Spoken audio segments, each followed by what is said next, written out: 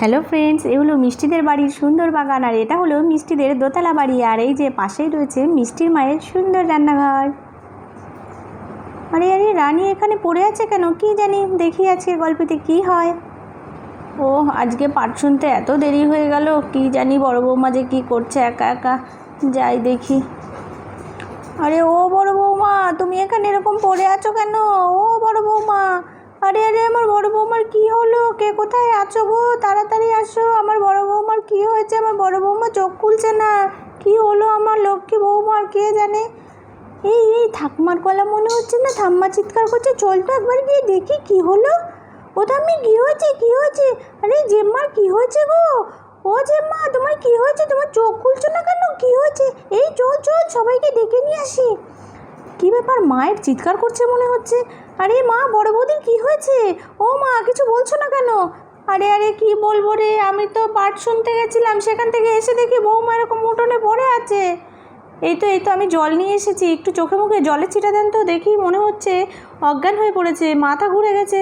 কি জানি কি করে হলো এটা বড়দির, কি জানি বুঝতেই তো পারছি না। এই তো চোখে মুখে জল ছিটা দিয়েছি। ও বড়দি, ও বড়দি, তোমার কি হয়েছে?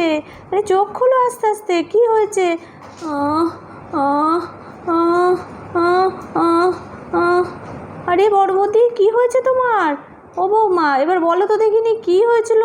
এসে দেখছি তুমি উঠোনে এরকম পড়ে আছো। আর বলবেন না মা, কি ভয়ঙ্কর কাণ্ড। এই একা বাড়িতে আমি আর কোনো দিন থাকবো না।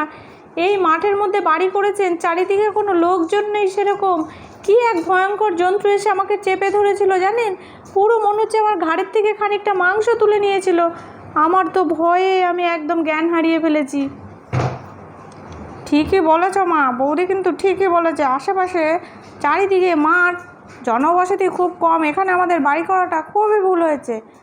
হ্যাঁ হ্যাঁ, ঠিক বলেছ কাকু, চলো চলো, ছেড়ে দিলে হবে না। আমিও যাব, দাঁড়াও, আমি তোমার তীর্ধনুকটা নিয়ে আসি।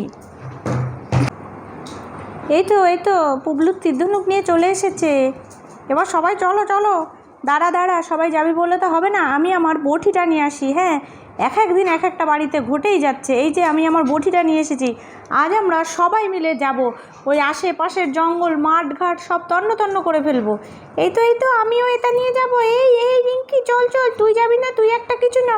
আরে মোটু দাদা, তুমি কি এই বন্দুকটা নিয়ে যাবে নাকি? তাই তো মনে হচ্ছে। তা চলো চলো, দেরি করছো কেন? সবাই যাই দেখি কোথার থেকে বনের সব জীবজন্তুরা আমাদের এলাকায় ঢুকে পড়ছে।